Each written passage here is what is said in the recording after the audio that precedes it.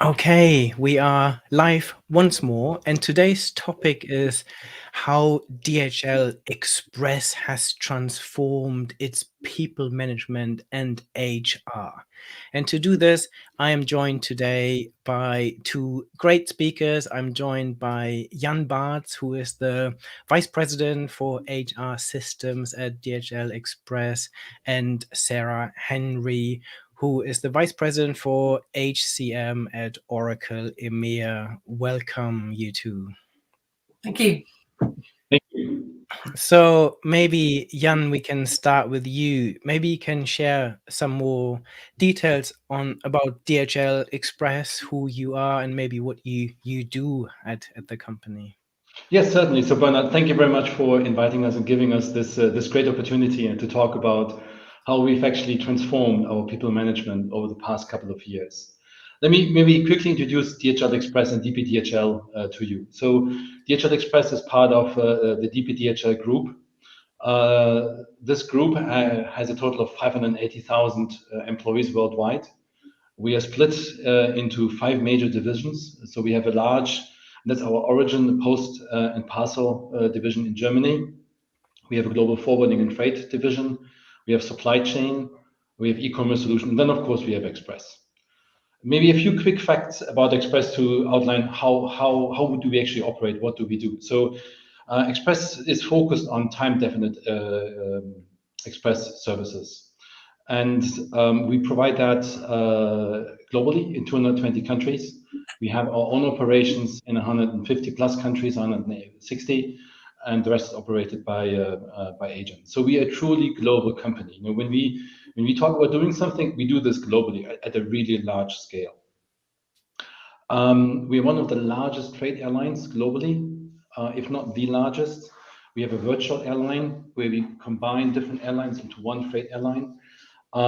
Just give you maybe a bit of what does that actually mean? Is we operate in 2020, the 21 figures are not out yet. We operated around about 2,500 flights per day. We have 500 airports which we service. We operate, including our subcontracted vehicles and leased, we operate some in the range of close to 40,000 vehicles. We have 3,200 facilities. We have more than 100,000 service points, and we have 280 aircrafts. And all of that is managed and run by around about 120,000 employees now globally. I think Express is also known to understand a bit about the history. We've probably done one of the biggest turnarounds in history. We were a billion loss-making company before the year 2010, and we're now a multi-billion profit-making company. So this is one of the largest turnarounds, I think you've seen in the logistics industry in Express. Fantastic, and I can't wait to hear your transformation journey on a truly global scale. Before we do this, Sarah, do you want to do the same? Do you want to let us know what you do at Oracle? Sure. Yeah. So hi everybody. So I work at Oracle. I have been with Oracle for about 8 years now. And my role at Oracle, I kind of like to think I've got one of the best jobs ever, actually, because I not only do I get to work with Jan, so that's good, and everyone at DHL Express, but I work with all different customers right across Europe, Middle East, and Africa. To really work with them on their HR transformation journey. And yes, we are a technology vendor, but we don't just talk about the technology that we sell. We really work in partnership with organizations to help them drive the transformation that they're looking to do and work out how best they can use the technology to really help their transformation. So yeah, I've got a great job. I get to speak to people in all different industries or in all different cultures. All different languages, so there is definitely no 2 days the same in my job, that's for sure. Very good, and hopefully you can give us some of the perspective across all the customers you're working with, and maybe confirm some of the things that Jan will tell us. So Jan, then how has been what has been the HR IT transformation journey for DHL Express? Well, I actually started with DHL Express in 2012. I have been with the group for 20 years now, but joined Express only 8 years ago. Focused initially on a multitude of HR performance and programs topics, but we soon very quickly realized is that we have to focus on HR systems. We come from a environment where we had absolutely no visibility on our staff in 2012. I remember the nice anecdote, one organization review we wanted to do, and it took us 3 months to actually understand who actually works for the global head office and who works for the regional offices. And that I think outlines a bit, kind of effort we had. We weren't really Mm. clear, is that a regional office employee or a global? No, we had nothing. So we basically in 2014 then started, collecting data so that we have at least something, we can start to work with. And it sounds simple, but it's actually not. When we ended up with a collection exercise, we had like 150 data sources we were getting data from manually, and the time between updates was rather lengthy. It could be up to 3 months or so, and it was a massive organizational effort. You have to imagine is we have to go to 150 plus countries every month, or even more frequent, and get the data. It takes HR of what they are supposed to do locally. So we said we need to actually change that. Plus, in 2018, the business came to us and said, talent acquisition is a key topic. We were growing at around about 8%, 9% year on year in headcount, and that's a massive number. When you grow the business, and how do we accomplish that? So where are we now? I think we've made some really significant steps with the technology which we employ. We are now able to have everybody in one data source. If I can go and press a button and tell my management, okay, how many people do we have for example, in a suspended employment state as of this day? And that was not possible, 5 years ago or so. And this is a huge step forward for us as a company to really have our hand onto that data in real time, always up to date. When we look at recruiting, we said we need to change something. We didn't have a global system. Everybody had their own disparate systems. Some countries had something, some didn't. And we've actually successfully implemented within a period of 2 years a global recruitment platform. Many people say, "Oh, this is going to take 4 or 5 years." We actually managed to do it in 2 years by focusing, by being very clear what we wanted, and also I think by picking the right technology. Very good. And obviously, you started this journey in 2014. Then in 2019, 2020, the global pandemic hit. How how did this impact your transformation journey? Has this accelerated some of the trends and changes you're talking about here? Oh yes, definitely. I think one of the key impact is the understanding that digitalization needs to accelerate. We were moving out of the office, out of the person-to-person interaction, into something where we interact digitally. We needed to understand where do we have what people, where are we being impacted by the pandemic, where not? How is it impacting, for example, our turnover rates, our sickness rates, etc. So the availability of data became significantly more important. In the past, it was acceptable, is that it maybe took a month or two to get the data, and we wanted to do this maybe once a year. Now we want this on a regular basis, much more real time, so we can actively monitor how the business is actually doing. And this has given us an enormous amount of benefit in making clear to business that investments are needed into this topic.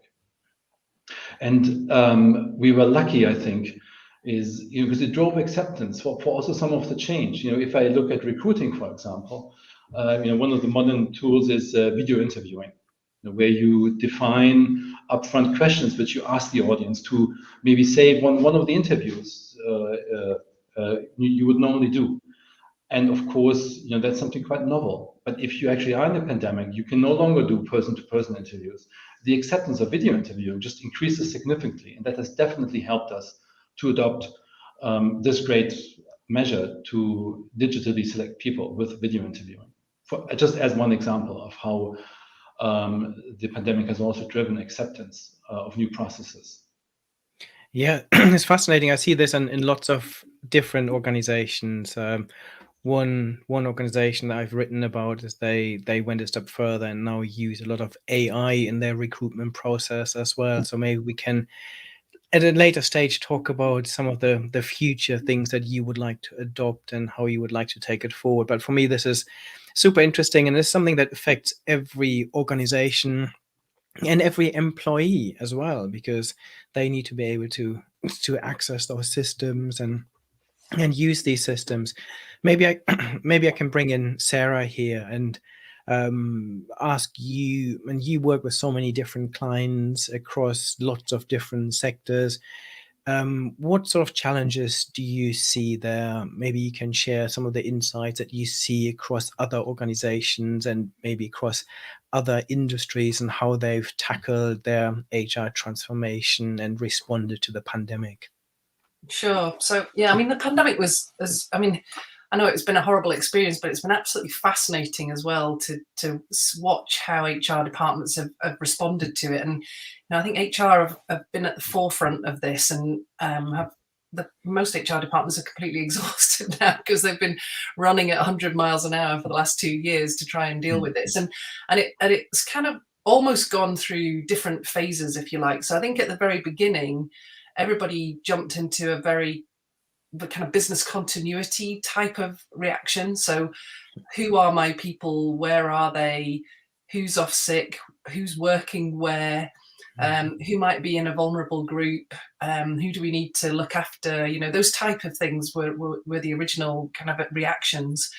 And having access to the data was really important at that point, because just to be able to react in the right way. So we found at that point there was we ended up working a lot more in partnership with a lot of organizations to help them. So even really silly things like not necessarily organizations as big and technically literate as you, Jan, at DHL Express, but some of our smaller organizations, just how do I even change an absence code on the system to be able to track who's off sick with COVID, for example. We were just helping them on a literally minute by minute basis of how to get the best out of the data to help them through that initial stage. Once we got over that hump, we then felt that a lot of the customers and organizations were moving more into a well-being kind of phase. So how do I look after people now? Because we're working in different ways, whether you're, for the likes of DHL Express, I'm sure you were hiring lots of people at that stage to get people in the door to help do more deliveries to home. So how do you look after those people, keep them safe? If you've got people that are working remotely, how do you make sure that they're still connected and collaborating with their colleagues and their managers? So how do you use data and the technology to help you connect people? So that was kind of the next phase.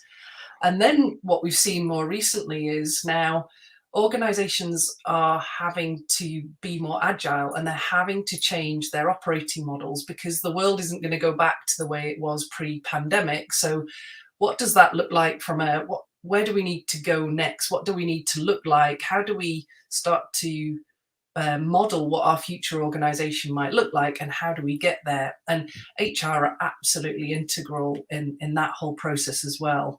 And I'm sure when we come to talk later on about the future of where we're going next, I think AI becomes really important in part of that. Modeling tools become really important as part of that as well. So yeah, it was a lot of going on. And what we also found that we kind of thought at the beginning, oh, everybody's going to take their foot off the accelerator here and slow down their transformation programs because budgets will be cut back. But actually, we found completely the opposite, that everybody that was even thinking about a transformation program just really pushed hard and went for it, because they recognize that you need the new technology and you need the data to actually support your business going forward. So yeah, it's been a busy time for HR and a busy time for us as well, supporting lots of organizations going through this whole piece.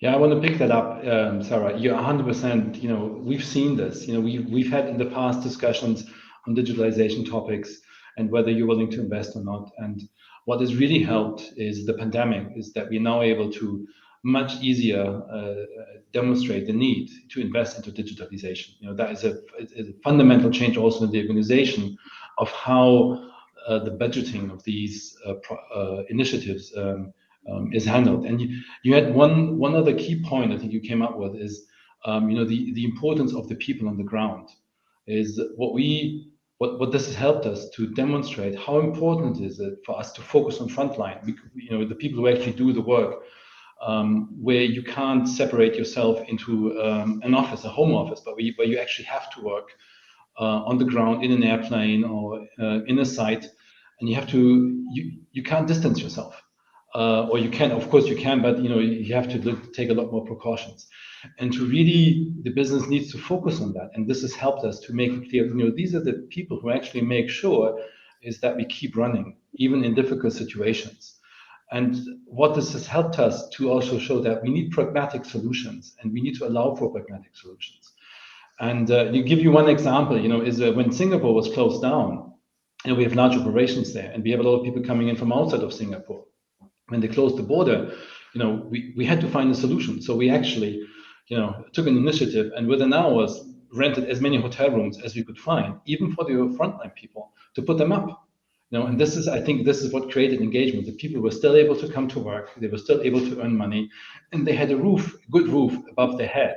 And this is about catering for people. And that's one of the aspects, when we talk about, the pandemic, and, what I also think is, I wouldn't overestimate the impact of technology. In the end, it's what you do on the front line and how you handle the operative problem and how you give people the ability to take ownership of their processes and of caring for their employees. Very good, very good. I just had a little look through the stream, and we have, as always, a very international audience. I'm just pulling in a few people saying hello there's David from Arkansas in the US. We've got Javan from Kenya joining us. We've got Mike from Cornwall in the UK. We've got someone from Poland and from Ethiopia and from India and from Turkey. So this is great to see. And some good questions coming in here too. One of the questions that Mike was asking here was, has data become more important, and is it valued more? Is data valued more in its accessibility pre and post pandemic? What's your view on that, Jan? Yeah, definitely. I think what the pandemic has shown us is that the availability of information to help drive business decisions is absolutely critical. Where are your employees based? How are they doing? And so that we can tell from a country to a region to a global level, how is the organization doing? And this has helped us tremendously. And other aspects are, if we want to communicate from a global level to local, is we need to know how to contact the people. And it's simple things like that. How do you reach out to 120,000 people, with consistent messages? How do you do that, considering that you have 28 languages and so on? So you need all of that information to enable you to build these kinds of processes and communication. Very good. I guess you would agree with this, Sarah? Yeah, don't get me started on the topic of data in HR, because I'll be here for a good 2 days talking about it. But briefly, I guess, the technology is a wonderful thing, and the technology is a great way to collect data. And if you do it in the right way, then you get really good quality data.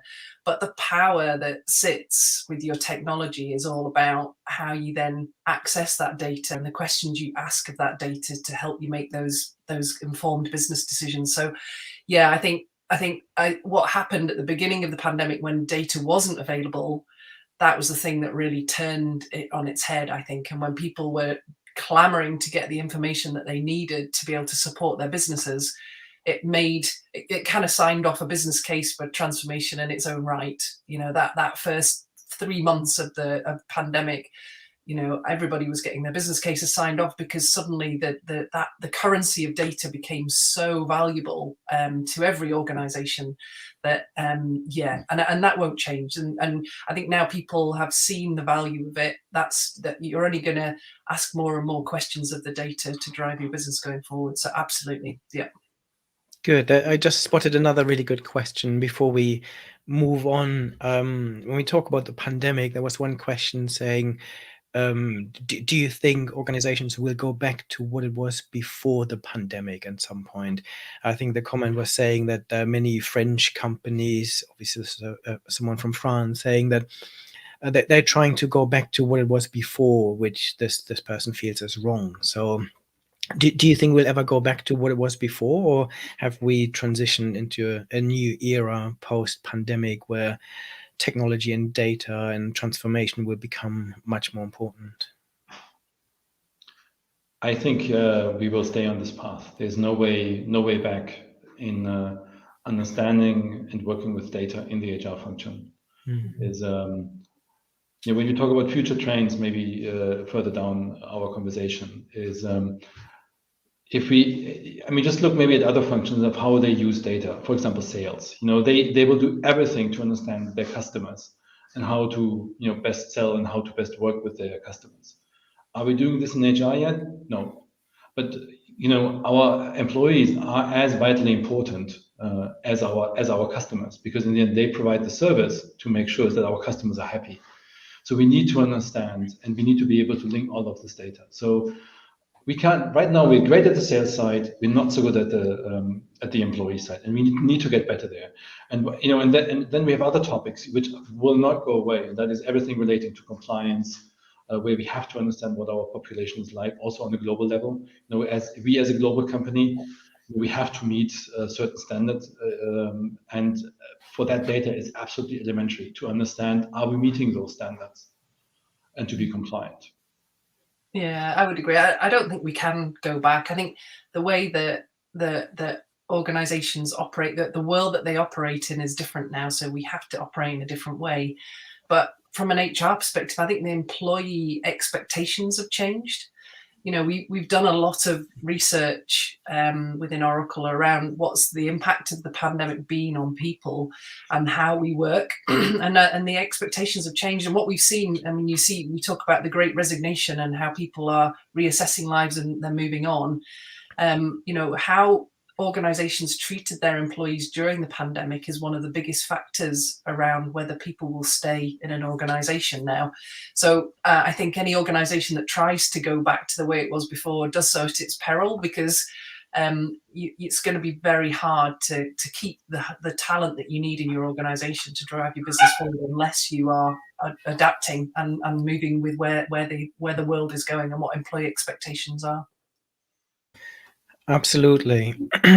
So, Jan, what have been the greatest challenges then in your transformation process, and what would you say are the critical success factors for DHL Express in their transformation journey?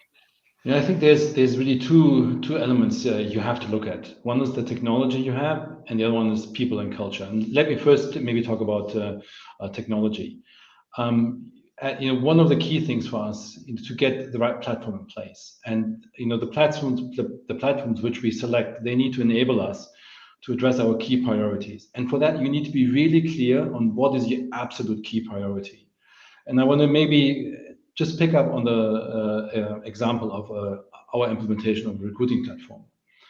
We looked at, when you look, there's different aspects of the talent acquisition process. You have the marketing front end, and then of course you have the middle where you have the administrative process. If we're hiring somewhere in the range of 50 to 20,000 people a year within the DHL Express, the efficiency of the pure applicant management process, so the typical applicant tracking system, is absolutely elementary. When we talk about, and that brings together with it, integration was for us an absolute key factor to really make sure is that whatever we get in place has fantastic integration capabilities and proven capabilities. Because we want to integrate to market vendors, to selection vendors, to job posting vendors, yada yada. And we don't want to spend on every integration 30 days, but 1 day, which because that gives us the speed which we're looking for. And we wanted, what we were clear on priority is we wanted a proven platform on the market. So no games, we want something which we can really pick up and accelerate with. And that drove our platform decision. But for us, and that was really successful because the business loved the program, because suddenly, everything was online, and it took out an enormous amount of effort. I think one of the key success factors for us was here is that we're clear on what do we really need to achieve, where is our key priority. And other companies may have different priorities, but they need to be clear on that. I think that for me is the absolute key, is you're clear what do you need to achieve. Is when you look at the platforms, that's the next step then, is you really have to understand what do the platforms offer, and you have to go into it. Is all of the cloud platforms, they commoditize processes, but they all commoditize them in a slightly different way, or in actually different ways. They have different philosophies behind it. And you need to understand those philosophies and be clear is when you select one, is that you're selecting the right one. And in that respect, HR has to step into that process. I think that's one of the key differences now. Is in the past they would go out and say, IT, select a product for me. That doesn't work anymore. You're now going out, you're selecting a product on the market with all those different strengths and weaknesses, and HR has to take ownership of that decision. Otherwise, they may end up with the wrong platform. And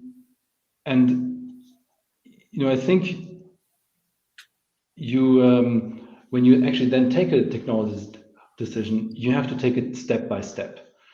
So when we selected the platform, when we started to work with Oracle, we always worked with pilots, and we worked with the first implementation, and our commitments towards Oracle, they were always step by step. And this is what we really try to get towards, so that as we commit ourselves, is that we keep also the engagement of our vendor really high. And that is, I think one other key aspect is you need to treat the vendor with which you're working as a partner. We try to do supplier relationship management, because in the end, in the past, you threw over a disk and you installed it on a server, and then you got some kind of consultant, and they did all of the customizations. That doesn't work any longer. Now we have to work together with a vendor on what is the best practice and what are the best approaches to actually implement the platform successfully. And very good. Yeah, sorry, go ahead. And other things, which I think is, when you do a vendor assessment, is you have to look at, how does the vendor adopt new functionality? What is their plan?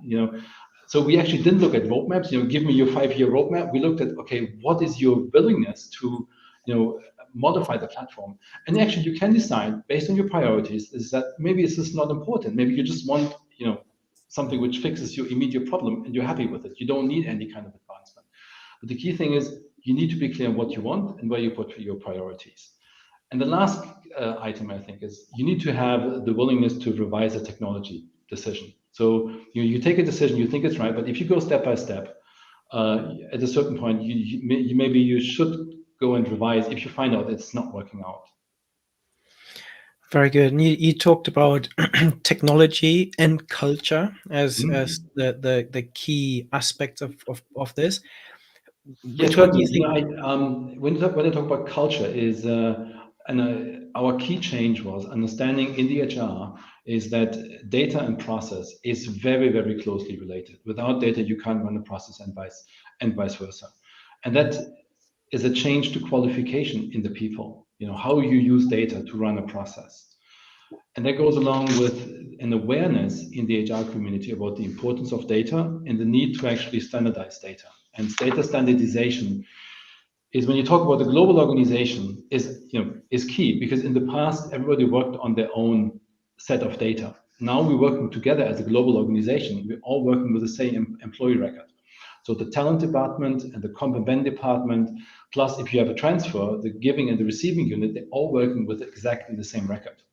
And it has to fulfill all needs. And you have a dependency on each other. And that also creates, the need for more conversation within your organization, because you're all working with the same data. That's, I think, is one of the key changes. When we talk about change, I think one of the other key elements for me is acknowledging the importance of efficiency. We are implementing local processes in the countries. It needs to work for them. It needs to make the life of an HR person easier every day. If they don't see the value of how it makes their life easier, they're not going to accept it, and they're not going to use it. And that goes together with an understanding in the HR community. Data is a key task for everybody. Why do I say that? In the past, it was an admin task. You gave into an HR admin and they did something, they put something in next sheet and stuff. Now, we're moving the data entry to the front of the process, and we want people to actually, do the data entry where it occurs. And that is a fundamental change, because now we're asking an HR business partner to maybe do some data entry. And with the platforms which we now have, it's quick, it's like that, but it still is a change for the HR people. Very good. And when you look at both of those elements, the cultural side and the technical side, which one do you think was more difficult to address, or which one do you think was more important? The technology, I think we took an order. We first addressed the technology area, because without technology, we can't do anything. But the biggest effort and the biggest transformation is on the change side. That is by far more effort and more difficult, because here you're actually changing an organization, and technology is basically you're configuring something, and if you pick the right solution, that normally works out quite nicely. But the change is with people, and that is for us the key lesson learned is that change needs to be actively managed. Okay, Sarah, then from a wider industry perspective, what are the challenges and critical success factors that you are seeing? You work with so many different clients and customers across all industries. What other challenges and success factors would you add? Yeah, so I mean, it's almost like Jan could come and work for Oracle, actually, because I have a slide that I use with every conversation with an organization who's talking about transformation, and I use it very honestly up front to say, look, transformation isn't easy. You can't just, the technology bit is almost the easy bit. You kind of plug it in and away you go. But there are some significant differences around how you would do this in a cloud world than in the old days of on-premise solutions. So I'll pick out a couple of the key ones that I think my slide has about 8 points, and Jan's covered most of them. But I think the key ones are, the first thing is be really clear about what you're trying to achieve. And I don't mean about a bit of technology. What I mean is about what does the end vision look like for your transformation? So what does it feel like from an employee and a manager perspective? What does it feel like for HR? What does your operating model look like? What are you trying to achieve? Is it about cost reduction? Is it about improving the employee experience? It doesn't really matter what it is, as long as you're very clear about it up front and everybody's bought into that end goal. So it might sound really obvious, but you'd be surprised how many organizations we talk to that come out for a technology solution without really knowing what they're trying to achieve from a transformation perspective. So that'd be the first one. And the second one is cloud is different, and you have to have a cloud mindset. So in the old days, what you would do is you would sit before you came to a technology vendor, you'd go and write a 47-page requirement specification for each module that you wanted, or each process that you wanted. You'd then go and ask the vendors, and then you'd go through a process of then configuring it, and then probably customizing it, and then building an interface. And by the time you've done all of that, it probably doesn't meet your requirements anymore, because your requirements have changed. In the cloud world, it doesn't work like that. The way the cloud solutions are built is that they're built around a best practice process. So here's a best practice recruitment process. Start with that. And then you might tweak it a little bit as you go, but start with that out of the box and then evolve it. So don't waste time describing everything that you want. Start with what the cloud solution has, and then build upon it, or tweak it, or configure it as you go. So that's a very different way of working, and it's quite hard for people to get their heads around that.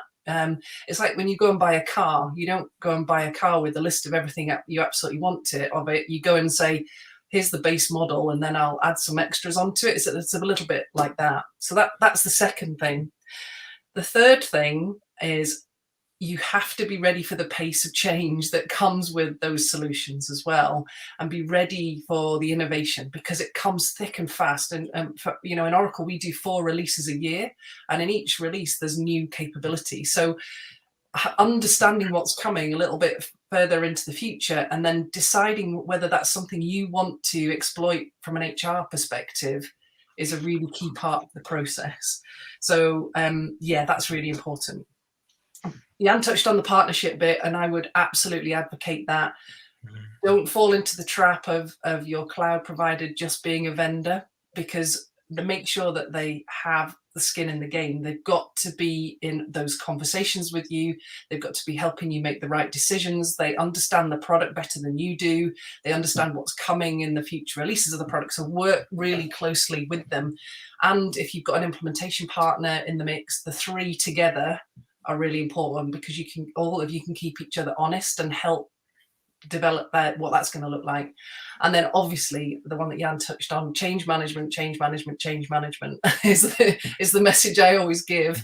And within that, the first one is keep it simple. Try not to overcomplicate it. It's really tempting to do 74 different processes for each part of your business. Keep it simple as you possibly can, because then it's easier for people to understand, therefore they will use it.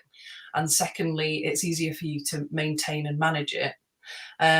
But the other thing I would say as well is, what I've experienced is from a change management and comms perspective, don't waste your time building really complex change programs for your employees and managers. The solutions are dead easy to use, so they will pick it up and they will do it. Now, that's a bit of a sweeping generalization, and there are always hotspots that you need to focus on, but focus your change management on your HR people. And I think Jan pointed it out, if it's too hard or it's not right, they won't do it. So you've got to take them on the journey with you. You've got to bring them into the design sessions, get them engaged in the decision making so that they're part of it at the point in the project that you're doing it. And then they will be your advocates out back into their teams. So yeah, your HR people are the key ones you've got to take on the change journey. And if you get those things right and you've got good governance around your program of change, then you'll be successful. If you miss any of those out, then it'll add time and budget and complication into your transformation journey. Very good. Yeah. Super valuable tips there. And I agree with all of everything you've said. There's an interesting question here from Luke, who's joining us from France. He's saying hello. And he said, what would be your best advice to someone who wants to reimagine how they manage their people and make sure HR makes a bigger contribution to the business? I guess we've covered some of this already, but any responses? Any best tips or advice? I think and I think it goes a bit to what I said at the beginning is, don't focus on the technology, focus on the actual people. What do they actually need? What do you need to do to make we have a slogan in Express, every day the best day. So when you look at how they come to work, what do they experience when they come to the door, how do they liaise with their manager, what kind of input do they need, what is one of what do they worry about? I think those are the key topics, really being with the frontline, understanding what does an employee need. And that is, I think, a fundamental shift in thinking. In HR, we still think a lot in standards. We have to have a policy. But if we think from the employee, the aspect changes. It says, okay, what does the employee need to be effective and be as best performing as they can for our company? So you're coming from a different thinking angle. You're no longer looking at how do I design a policy, but you're thinking, what do I do for my employee? And that is a fundamental shift in thinking. Very good. Sarah, anything to add? I would just agree with that wholeheartely. And, I think when we obviously design this technology, the technology is the enabler. It's not the answer. It just enables you to do what you want to do. But when we do design the technology, we're designing it very much from a people-centric perspective. We don't start from a process, or we don't start from a policy like Jan's saying. We start from what am I trying to do? What's the thing I need to be able to achieve today to be able to do my job? And think of it from, how do I help them collaborate, and how do we help enhance the culture, and all of those types of things. So yeah, it's a cultural, people-centric perspective you need to take, and then you build out from there. So yeah, totally agree with Jan. I think what you can see is, we've just been selected as a #1 in Great Place to Work. And, I think what that shows is that our approach actually does work. is if you take the employee-centric view. Very good point. And yeah, I couldn't agree more. I think it has to start with the employees, and it has to start strategically, I think. And Sarah, you made the point earlier that it sometimes feels such a basic bit of advice, but I agree with you. I think if you approach this strategically, if you really identify what you want to achieve, then you can use transformation and technology to deliver that. Looking ahead then, what is next in your HR IT transformation journey at DHL Express? Maybe looking out at the next 3 to 5 years, Jan, what's on your agenda there? I think is creating an organization which is able to react flexibly to business needs and creating systems and platforms, which do not tie us down. So in the future, when there is an urgent business need, is that we're able to deploy a new process within a matter of weeks. And we've just piloted that a couple of months ago, where we released the global process within 7 weeks. So, and we have to foster this capability, and we have to further extend the organization. This was really small. Of course, we'd like to release maybe larger changes within a shorter period of time. And I think Sarah alluded to this very, very good. Is we have to enable our organization to keep up with the technology advancement. Oracle is churning out 4 releases a year, as Sarah said. Are we picking up all of the features and functionalities we could use, which would actually be beneficial for our employees? No, we're not. And so that will be one of our key tasks, to identify and set up an organization which enables us to do that, that we can benefit.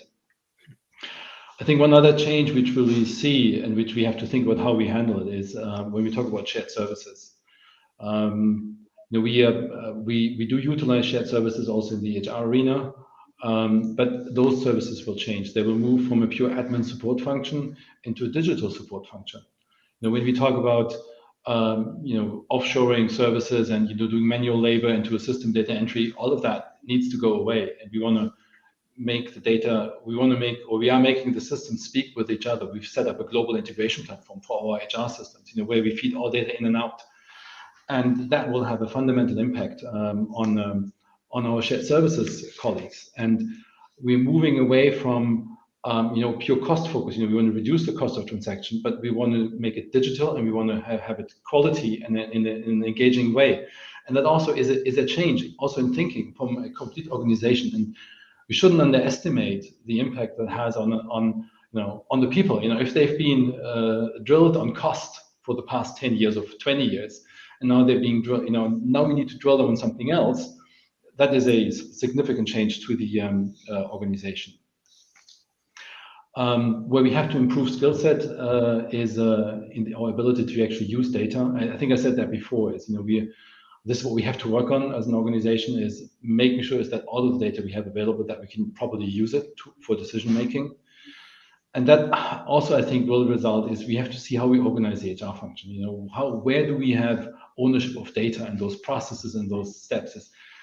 What we still see is in a lot of organizations, also in ours, is we think that reporting is when you have a reporting unit and they do all of the stuff. I don't think that is going to work going forward. Everybody will have to work with data, and we have to see how we develop the organization into that way that everybody can actually work with data. Generally, I think when we look at what does HR is faced with, the job landscape will change. We will have admin jobs in office areas going more quickly, I think, in the future than what we've seen so far. We see a significant shortage in labor on the front line, in a lot of countries where we have challenges getting frontline probably staff. So there we have a shift in what we actually work on and what kind of jobs we need to focus on.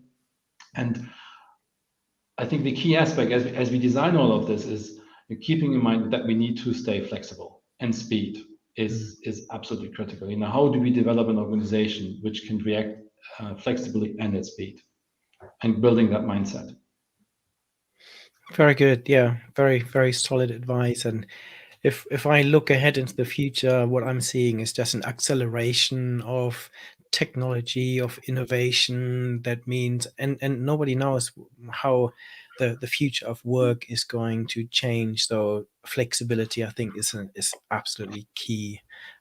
Sarah, what are the things you are seeing on the horizon when it comes to transforming people management and HR?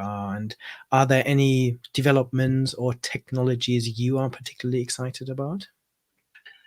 Oh yeah, I mean, I guess the key thing here is that we don't really look that far ahead anymore, because we need to be really responsive to what employees and managers and HR departments need. And if the last 2 years have taught us anything, is that you can't really predict the future, and you don't know what's around the corner. So we're very much very connected to our end users, and people like Jan and his colleagues will be feeding back to us all the time in terms of where they're wanting to go.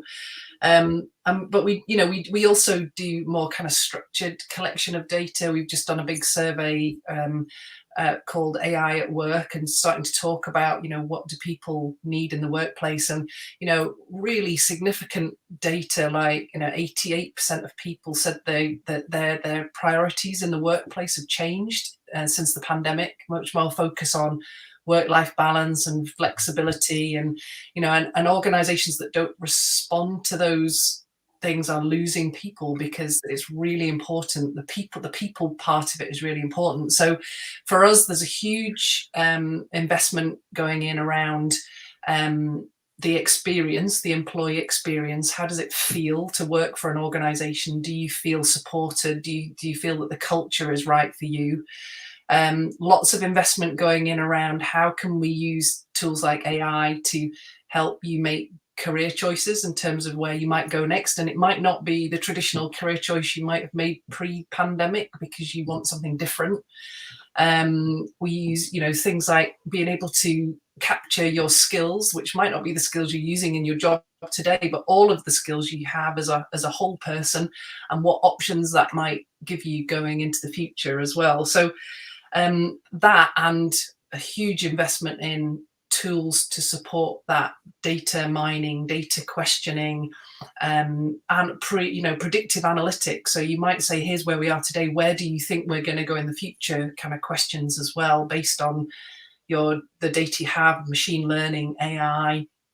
And also the other big investment around things that are really important around diversity inclusion.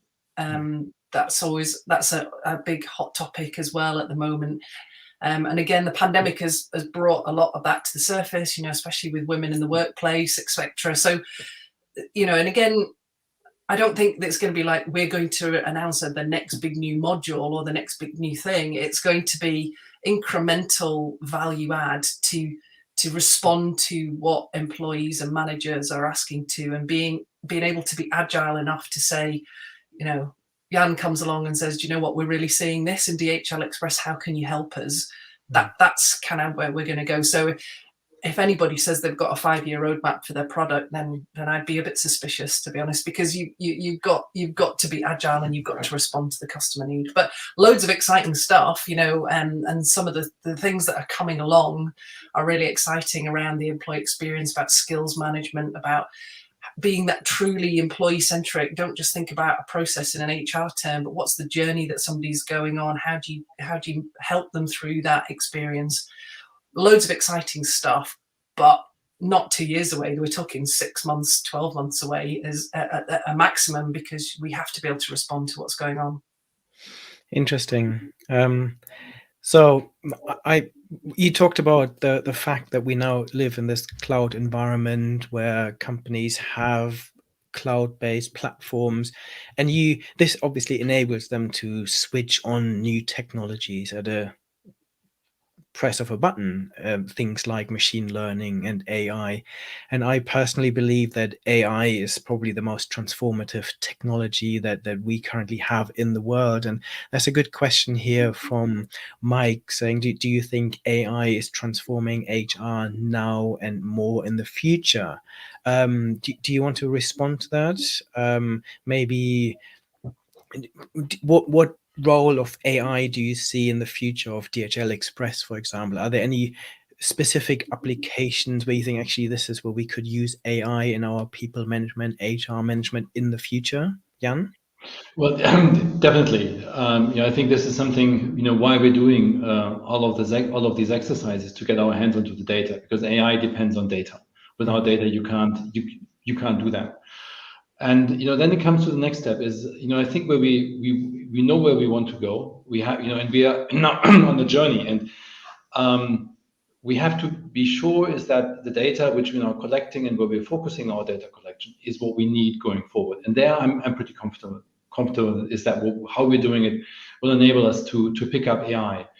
What key for me is to set up a skill set which is then able to adopt AI. So I won't now describe a huge roadmap for adopting AI over the next 3 or 5 years, and in God knows how many countries and languages. I think what we are focused on is making sure is that we are on the right pathway. I had a manager once saying, and he told me, "Look, Jan, you don't need to know the point where your ship is sailing, but you need to be sailing into the right direction."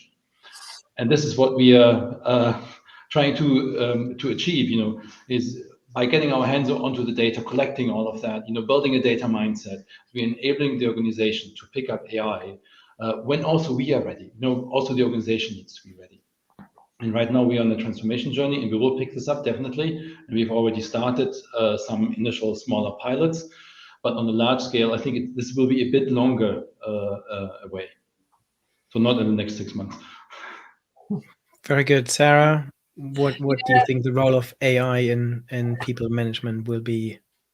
I think you'll probably be surprised to learn just how much AI you're already using, because it doesn't actually manifest itself in the ways that sometimes people think of a robot wandering around trying to tell you how to do things. It's all over the place. So even really simple things like when you do a search, about what it puts at the top of the search results, it's basing that on where you are in the organization, who it thinks you might be looking for, who you search for most frequently, what process you were in when you started that search, because you might have been doing something that would make the search results more relevant from to the next thing you're trying to do.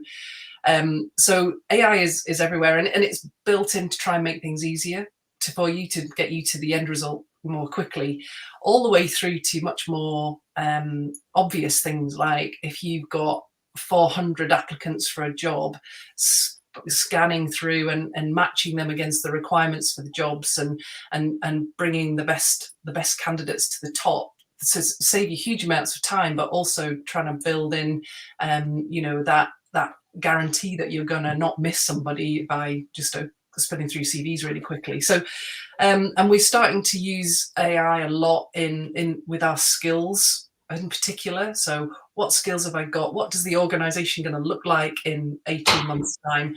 And who have I got that has the skills, but also how do I then take the people where we've got skills gap and start to enhance and develop those people into where they need to be, which manually would be a huge effort to do, but the AI can start to help us with that really quickly. So I think there's the potential is huge, and I think there's a lot of different ways that you can use it.